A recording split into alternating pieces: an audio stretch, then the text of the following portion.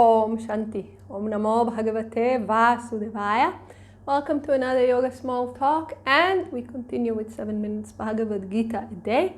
And we continue with the part in chapter 3, which is the science of Dharma, the science of the rules that govern creation, the teaching that gives us the knowledge about our purpose, about what it really means to be a functioning individual within creation. And we spoke about the principle of sacrifice, following the divine rule without expecting return.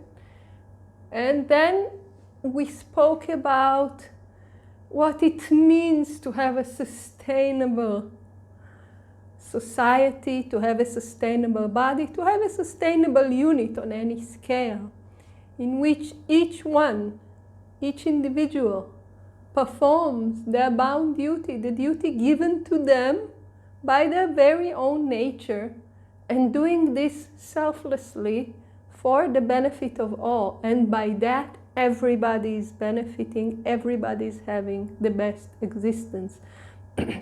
And there is a demonstration here, and we started going into it, about our relationship with the Devas. Swami Shivananda tells us Deva literally means the shining one.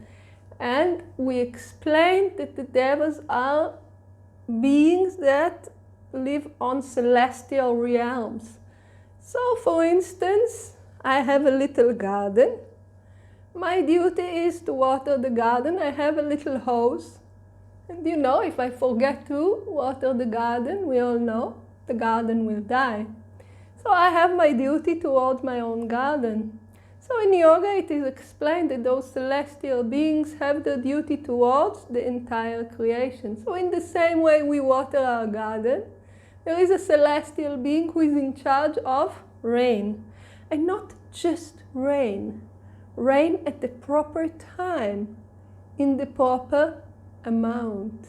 So you see, it's even more complicated than just rain, because if I just stand there with the hose, completely not caring about the consequences of my actions, the garden will drown. And those of you who are a little bit more of a gardeners know that if you water the garden at certain times, it can actually damage. So we need to know how to do and when to do, and whatever we do on a small scale, they do on the scale of creation, right? There is the electricity company that gives us electricity so that things will work, so that things will have energy. And then there is the sun. So there is also the celestial being, the deity who is in charge of the sun. The sun is the cosmic electrical company. It gives energy to everything at the right time, at the right place. And those deities need us to behave in a certain way to do our duty, for them to have the energy that they need so that they can fulfill their jobs to us. So there is an exchange here, but it's not a commercial relationship.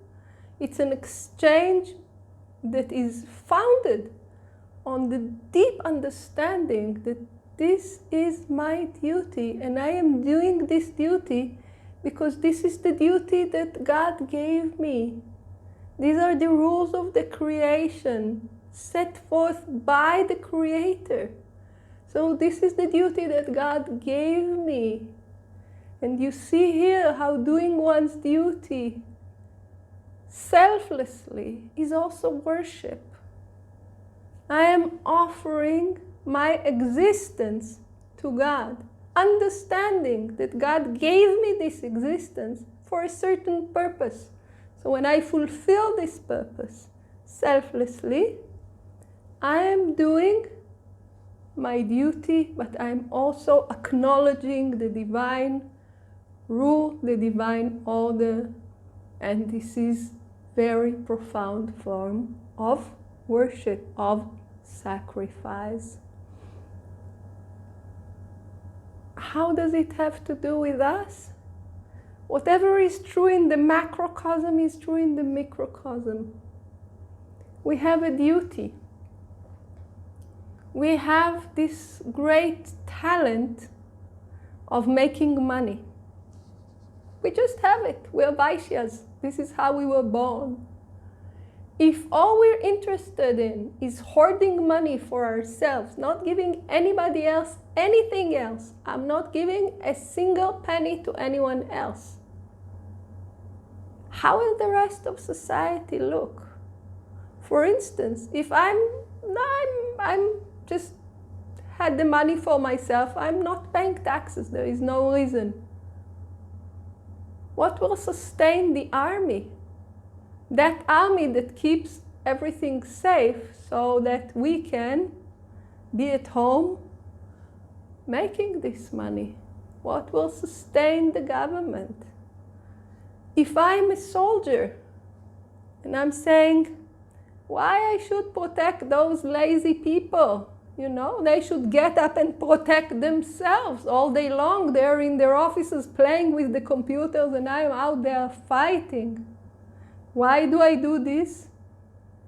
Imagine that all the kshatriyas, all the ones that were meant to be soldiers would think that.